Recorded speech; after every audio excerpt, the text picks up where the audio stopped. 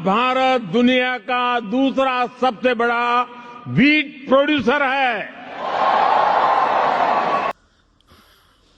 धर्माचे रक्षण करणारे किंवा स्वतःला धर्म समजून बसलेले माननीय पंतप्रधान मोदी साहेब न्यूझीलंडच्या संमेलनामध्ये भाषण करतायत की भारत हा दुसरा क्रमांक आहे बीफ एक्सपोर्टमध्ये.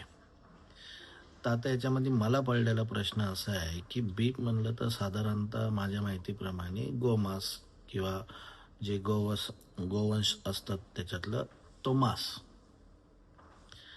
तर आता याच्यानंतर दुसरा प्रश्न असा आहे की जे भारतामध्ये जे स्वतःला धर्मरक्षक गोरक्षक जे स्वतःला सांगतात, आता यांची भूमिका काय असेल?